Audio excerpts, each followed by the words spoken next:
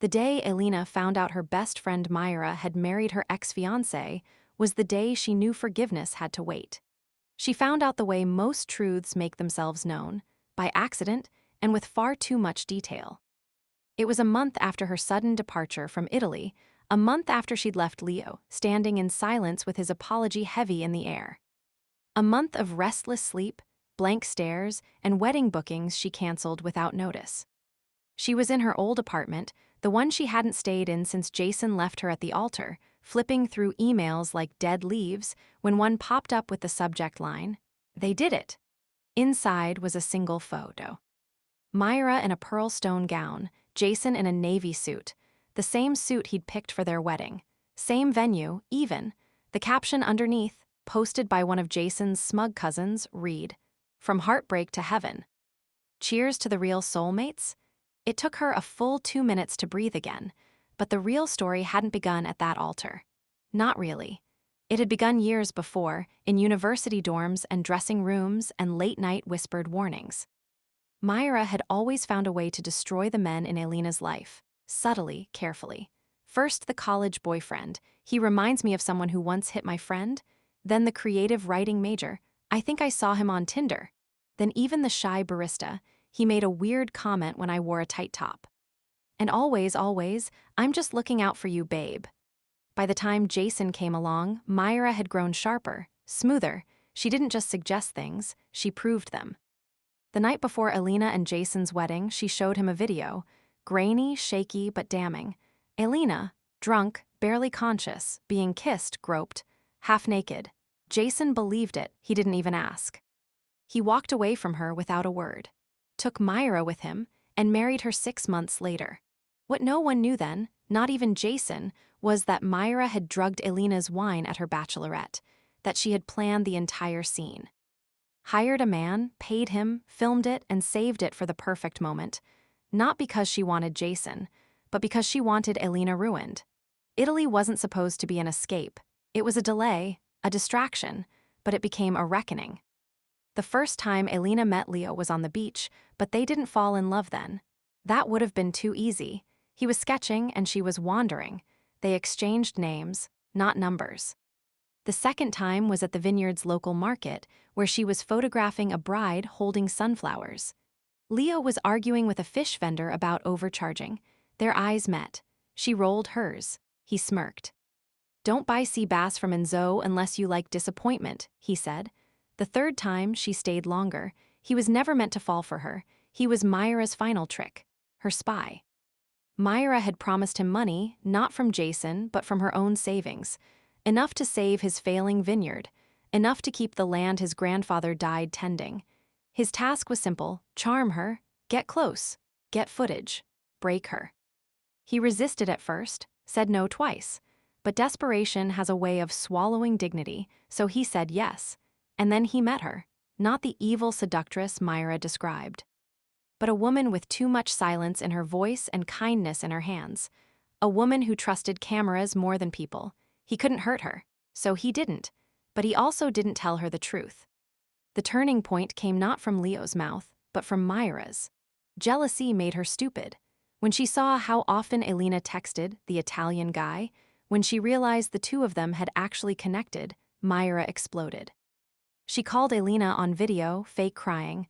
"I was trying to protect you," she whispered. "That man, Leo, he was working for us. Jason paid him to get revenge." She didn't mention the drugging or the staged video. She played the victim. "He fell for you instead," Myra said, voice trembling. "I thought you should know." That was the moment Elena's world cracked again. She blocked Leo, packed her things, left, but Leo didn't stop. He found her again, 3 weeks later in Florence, where she was covering a wedding shoot. He didn't bring flowers. He brought a stack of receipts, screenshots, and messages from Myra. The proof. And then he did the thing no man had ever done for her. He walked into a courtroom. Leo sued Myra for defamation. He didn't ask Elena to attend the trial, but she did. And there, on the stand, he testified.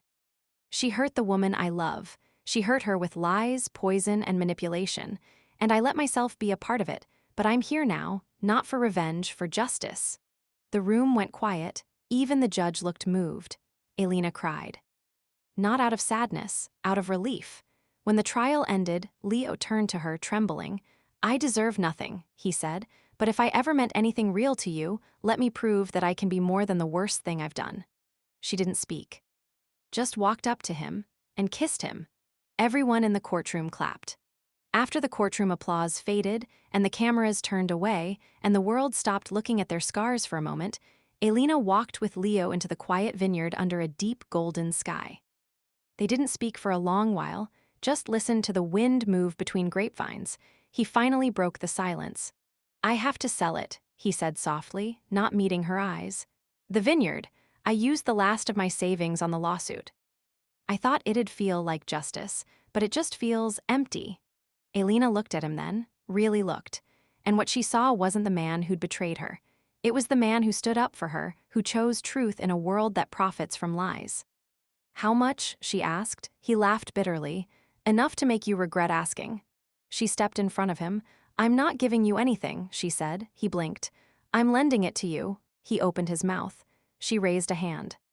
And I'll write up the paperwork, with interest, with a contract. But you are not losing this vineyard because of what I chose to forgive. Understand me? Leo swallowed. His throat burned, not from shame, but from awe. Elena, who had every reason to disappear, who could have walked away and left him behind. She stayed, not because she had to, because she believed in him. That night, she wired the full amount to his bank account, signed a legal document, refused to accept anything less than professional terms. And when the vineyard flourished again months later, it wasn't because of fate. It was because a woman chose compassion in the face of ruin. Jason and Myra divorced 3 months later. Their wickedness wasn't compatible, it was competitive. Myra hated that Jason wasn't ambitious enough. Jason resented her for the games that followed them like ghosts. Their love rotted from the inside. Jason's business collapsed shortly after. He tried to revive it with influencer partnerships, but no one trusted a man known for walking out on his wedding and marrying his ex's best friend. Myra tried to seduce Leo when she found out he and Elena were back together. She showed up at the vineyard in nothing but a coat and heels. He didn't even open the door, just pressed the intercom and said, Myra, leave, or I call security, or better, the press. She chose the press, wrote a tell-all blog. Leaked stories, lied. Leo pressed charges again, this time harder, and with the defamation evidence she was sentenced. 6 months in prison, no parole, Elena sent no flowers. Today, Leo still runs the vineyard. The business didn't make him rich, but it made him fulfilled. Jason works in a lower-tier real estate firm in the city. He drinks too much, smiles too little, tries to match Leo's life on Instagram, but can't seem to match Leo's love. Because Elena is his wife now. They got married one September afternoon in a quiet ceremony in Tuscany. No gowns, no suits, just linen and sunlight and vows written in fountain pen. I promise to never be your first anything, she said, smiling through tears. But I swear I'll be your second first time for everything. And Leo replied, I don't want perfect, I just want real. They kissed under olive trees. And the world finally stopped breaking. Myra's chapter. I've hated Elena since we were 12, not because she did anything wrong, but because she existed so effortlessly. She was always that girl, the one who made other people rearrange their schedules. The one whose laugh turned heads, whose silence demanded concern, whose pain became everyone's emergency.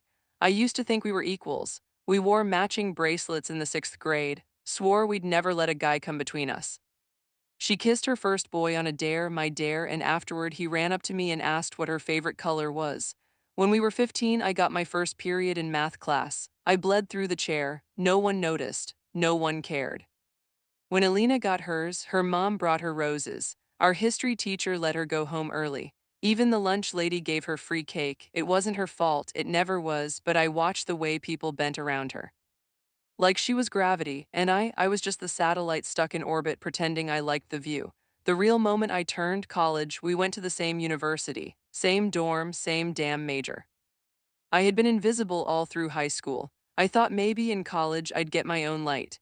But no. Elena walked into the first lecture with that honey-colored hair and that shy smile, and everyone turned to her like they were seeing poetry for the first time.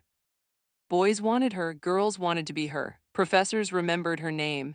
She failed her first essay and still got asked to be a teaching assistant the next semester. I wrote hers for her, by the way. Every success I earned felt borrowed. Temporary, but Elena, she wore privilege like perfume. Then came Jason. He was the only guy who looked past her once, just once. We were lab partners, we talked, laughed, I thought there was something real. Then Elena walked into the library wearing one of my jackets. She was cold and I had lent it to her. Jason looked at her like she'd hung the stars. They started dating a week later. She never asked if I liked him. She never noticed that I couldn't breathe when he touched her. And the worst part, she wasn't trying to hurt me, she didn't even see me. That was the part that made it unbearable.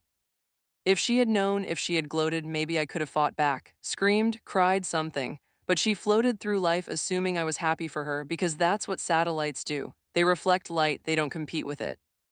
I told myself I was over it. I dated, I studied, I graduated, but Alina kept winning. She got the internship, she got the clients, she got Jason's proposal. And me, I got asked to be her maid of honor.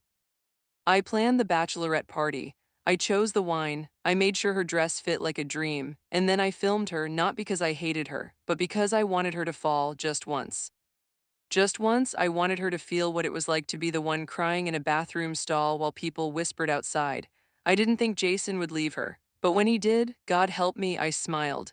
The plan wasn't to marry him. But he asked, and I thought, this is it, my turn, but Jason was never in love with me. He loved the version of Elena that he thought I was, supportive, nurturing, loyal, until he realized I was none of those things. And I realized he was spineless. But the worst part, even after marrying her ex, even after finally standing in a place she used to own, people still asked about Elena. Where is she working now? Is she okay? Do you think she still talks to Jason? Is she prettier than you in real life? So I ruined her again, or tried to, wrote blogs, spread rumors, sent whispers down every hallway, but she didn't shatter this time, she came back stronger. And Leo, the man I hired to destroy her, he fell for her. Because of course he did, because Elena doesn't just survive, she wins, and me, I'm just the footnote in her story, the shadow cast by her light, the best friend turned ghost. The girl who burned her own life trying to darken someone else's. I don't regret what I did to her. I regret that it wasn't enough to stop her from becoming everything I never could be.